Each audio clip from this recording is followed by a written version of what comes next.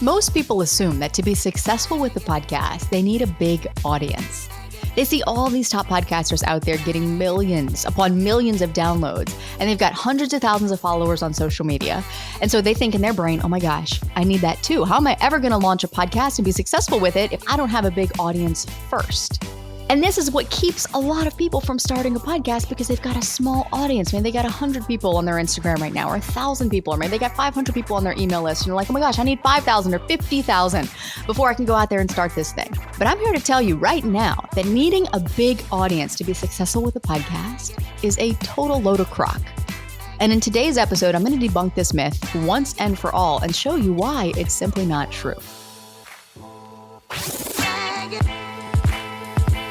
Welcome to Insider Secrets to a Top 100 podcast. I'm your host, Courtney Elmer. Let's make your business binge-worthy. Oh my gosh, if I had $1 for every time someone came to a sales call with me and sat down and told me, Courtney, I'm so concerned because I have been dying to do this podcast. It's been on my heart for like 2 years. I've been thinking about it. I've been studying it. I've been researching it. I've been following people like you who talk about podcasting, but I've got a small audience. I only have 100 people on my email list. I only have 1,000 Instagram followers. And I'm new to business, or I've recently pivoted. So my audience that was my audience, is kind of a good size, but now it's a new audience and it's different. So my new audience isn't big enough, and on and on and on. And they go on and on and on about it. And the reality is most of them are burnt the heck out from posting on social media 3 or 4 or 5 times a day. Look, I love Instagram. People ask me, why are you posting more on Instagram lately? And I'm like, I'm actually not posting more. I'm posting the same I've always posted. My content might be a little more focused than it might have been in the past, but Instagram's always been my number one platform. I love it. I love connecting with people there. And I hate Instagram at the same time. I hate it. I hate that they put things in my feed every day that I'm like, I don't want to see. Why are you showing me this? Who are these people? I don't even know them. I'm here to connect with people that I know. Not all of these people who just want to sell me stuff on their Amazon lists because it makes me go spend money. Anyway, I digress. We all have a love-hate with social media, don't we? And for most of us, especially those of us who are running a business, the time and the mental energy that it takes to create content in not just an increasingly crowded content space on any of the social media platforms, but an increasingly sophisticated space on these platforms. I look at some of these reels and I'm like, did that take you 7 hours to make? Because I don't have 7 hours to make a reel. That's ridiculous. And they're highly produced and gosh, they're engaging. But man, when I think of the time and energy that it takes, and that it used to take me back when I really was pumping out content to Instagram pretty religiously, and I think of how none of it turned into leads and clients for my business. I really had to stop for a moment and think, what am I doing and why am I doing it? So I get it. Most of these people that I sit down on sales calls with, they come because they're looking for an easier and a more effective way to market their business in a way that's less time consuming. And let's hope more fun too, because who wants to sit there every single day coming up with content, figuring out hooks, figuring out exactly where to place text and how many video cuts there are to do. And I can't tell you how many conversations I've had with people who are so fed up with the social media game. Because let's face it, we all have businesses to run. And for most people, especially in the business space, especially in the online business space, they learn from podcasts. Everyone's got 6, 7 podcasts that they keep on their heavy rotation at all times. They enjoy listening to them. They enjoy learning from the hosts that they listen to. They learn a lot from podcasts, and it's a lot quicker and easier to listen to a podcast than it is to read a book. And so one day, just like it did for me, it dawns on them too that, heck, I could be doing this for my business. All these top thought leaders that I respect, that I admire, are out here podcasting. Why not me? Maybe I really should think about this. And I can relate because I get it. Just over 4 years ago in my business, I was still somewhat new to the online space. I was only a few years in at that point. And I was desperate to find more effective ways to market my business because my 18-month-old son was home with me full time. So I didn't have a lot of time to create content. I had clients to serve. I had a business to run. I had sales calls to sit down. At that time, I was wearing all the hats in my business. And so you wanted something done? It was me. Hello, marketing today. Hello, client delivery. Hello, operations. Hello, website crashed. Let's go fix it, right? And I know you can relate to this because gosh, how we all start there wearing all the hats in our business. And that's where I was. And I just didn't have the time of day to create the volume of content that I would have needed to create to reach enough people organically, to convert those people to leads and then into clients to sustain myself from a revenue standpoint. And the catch-22 was that because I wasn't making a ton of money at the time, I also didn't have a big budget for ads. I dabbled in ads here and there, but it was not something that I could sustain. And I was walking the neighborhood every day, pushing my son in the stroller saying, oh my gosh, what am I going to do? I'm listening to all these podcasters, hoping that one of them would have like the secret, that one day they would just share something that would blow me away and that would totally fix and solve all the marketing problems that I was experiencing in my business. And one day that happened, though not in the way that I thought that it would. Because one day I thought to myself, podcast? Podcast. Podcast. Podcast. That's it. And the more I thought about it, the more convinced I became that this was the medium and the platform that I needed to be on. And I had the exact same fears. If you're sitting here listening to my voice right now and you're like, yeah, Courtney, you're right. I have a small audience and this is what's kept me from growing my podcast. Maybe that's it, because you're trying to find a reason why you haven't grown because you've been doing everything the experts tell you to do. Or maybe you're sitting here listening to my voice right now and you're like, I want to start a podcast, but I got 20 people on my email list. So how on earth is this going to be successful? And the reason we tend to think this, myself included, back when I was about to start a podcast, is because we look to the people that we admire in this space, these in-demand thought leaders, the people that we listen to, the people that we follow on social media. And we see with our eyes visibly that they all have these huge audiences. I remember listening to James Wedmore and Amy Porterfield and Jenna Kutcher and just thinking, oh my gosh, I just want to be like them. I want an 8-figure program. I want a top 100 podcast. I want thousands of followers. I want influence. I want impact.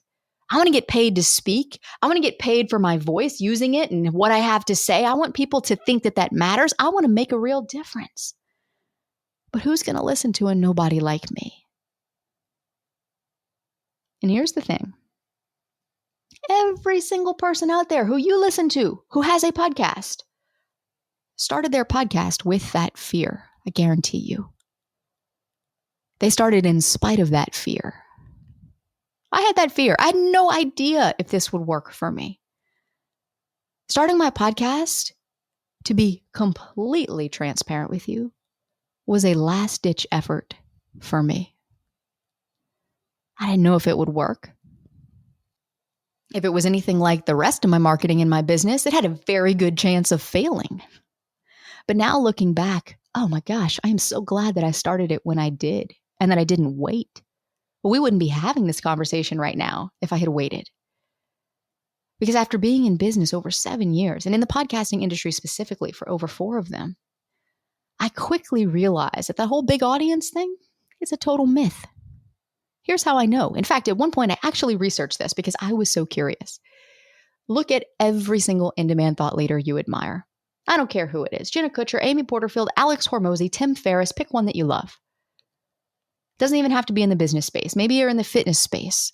Maybe you're in the parenting space. Maybe you're in the relationship space or the mental health space. Pick someone that you admire that you would consider to be a thought leader. Now, just about everyone, all of them, 99.99999% of them have what? A podcast. Why? Well, there's a few reasons. And for you, you might think, well, they have a podcast because, well, every thought leader has a podcast, right? They all have books, they have podcasts, they've got tons of content that goes out, they have a huge team, they have millions of dollars, they have everything that I don't have. And I promise you, I was right there too. So stick with me for a minute because all of this is going to make sense in a moment. Just about all of them have a podcast. And so it's easy to assume like, well, they started that thing 20 years ago. And so that's why they grew so quickly. Or, they had a big audience when they started. Amy Porterfield, she's been marketing since marketing existed. Like, she's been around forever. She had a big audience when she started her podcast. So, of course, she has a successful podcast. But that's not true.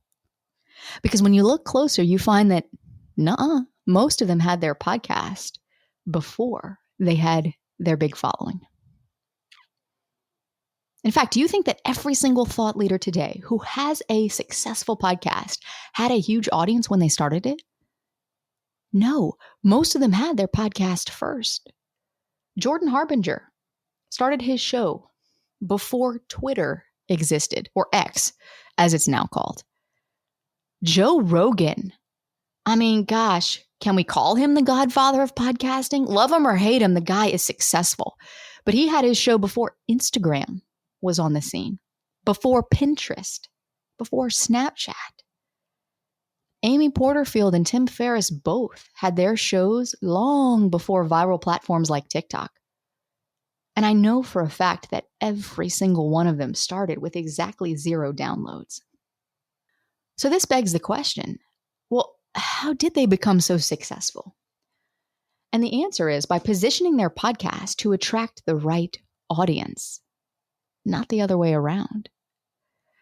Because the key to being successful with a podcast isn't how big your audience is when you start, but it's how well you differentiate yourself so that you can attract the right audience to grow. Now, when you think about it like this leads us to another question. Why, when you look around, is it true that some podcasts are more successful and many times far more successful than others? And the answer to that is because not everyone knows what levers to pull to make sure they stand out so their show can get the attention it deserves. So if you have a podcast right now that's bringing in less than 1,000 downloads per episode, maybe you've had that show 6 months or more, you've been consistent. You've been on your computer at 11 o'clock at night cranking out an episode in the name of consistency. We see eye to eye. You know what that's like. But your show is still not bringing in the leads or the client conversions that you're looking for. People are not reaching out to you and your audience going, oh my gosh, I live for Tuesday mornings. I can't wait till you drop a new episode every week. I binge all of your content. And you show up to that mic diligently, with discipline, with intent, with heart. But you hit publish and wonder, is anyone even going to listen to this? How much longer can I keep doing this? Or if you're listening to this right now because you want to start a podcast, but you want to do it right, and you want to make it successful from the jump, then no matter where you are in your podcasting journey, what you're going to need to know is how to position that podcast to attract the right audience and the levers to pull in order to do it. The problem with the podcasting industry, in fact, the problem with a lot of industries out there, is that even with all the information that we have available to us at our fingertips on Google and on YouTube these days, and on the internet, as people say, you're not going to be able to find what you need on Google or YouTube. In fact, even most podcasting experts, the podcasting conferences, the podcasting newsletters that you get in your inbox, most of these are focused on the basics. They're focused on tech. They're focused on logistics. Whenever they share something about getting more listeners to your podcast, it's this same old worn out advice we're all sick and tired of hearing. Stay consistent. Don't give up. Have fun with it. Gag me now. Seriously, I saw a post from an expert this week, and look, I'm not here to knock anybody, but I saw this post and I thought, this is why people are failing with their podcasts. Because the post was 10 simple tips to increase downloads to your show. Half of the tips weren't even worth mentioning to you. The other half, guess what? Keep podcasting. Be on all platforms. Share high quality content. Get bigger guests on your shows. Use SEO. Do you know how many podcasters have been doing these things for months and months and months on end with no change? Why is it that every single client of the dozens and dozens and dozens and dozens of clients that we've worked with, why do they come to us because of these exact problems, because they've been keeping podcasting and staying consistent, because they're sharing it on every single platform. They've got a YouTube channel. They're writing LinkedIn articles. They're sharing reels. They're sharing it with their email list. They're putting their best stuff into every episode. They're guesting on other shows. They're trying to get bigger guests on their show. They're utilizing SEO to the best of their ability, and they're still not getting results. And look, I know that so many of these podcast experts are well-intentioned, but I see content like this and I'm like, this is why people are failing. It's because no one is talking about the psychology of human behavior that is the foundation of all marketing in the first place, including and especially podcasting. Because at the end of the day, we're not just talking about topics that we love. We're talking to humans about topics that we love. Humans are listening to your podcast. Even if it's only 22 humans, they're listening to your podcast. And in order to grow your podcast and to reach more humans with your podcast, we first have to understand humans. And we have to understand how to get them to take action. Now, the way we do this is through something I call listener psychology. This is the first step that we take our clients through. And they often get frustrated with this because they're like, oh my gosh, Courtney, I've never had to go so deep on something. I thought I was here to just launch a successful podcast. I'm like, you are here to launch a successful podcast. And this is where we start. And this is why. And this is why we've been able to get the dozens and dozens and dozens of clients, the results that we've been able to get because of this first step and what I'm about to share with you today. Because we've got to get good as podcast hosts at identifying and communicating and talking about the specific problems that we help solve for our listeners. And then we build the podcast around those problems. And in doing so, we're able to communicate with our humans, with our fellow humans on an unconscious level, because that is how we as humans absorb and interact with information and content, especially content is not consumed consciously. So you as a host need to know what keeps your listeners up at night.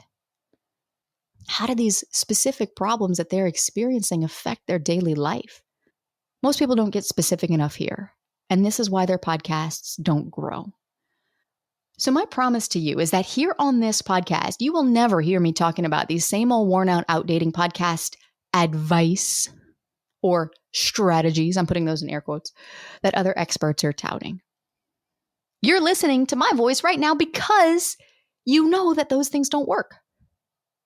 Because you're looking for answers and you've tried all those things and you haven't had success. And this is why I get messages from people who tell me, gosh, I've been binging all of your content. Thank you so much for working so hard to make our work easier. I live for Tuesday mornings when you drop those new episodes. I cannot wait. It's the highlight of my week. And it's the highlight of my week when I get messages like that from you.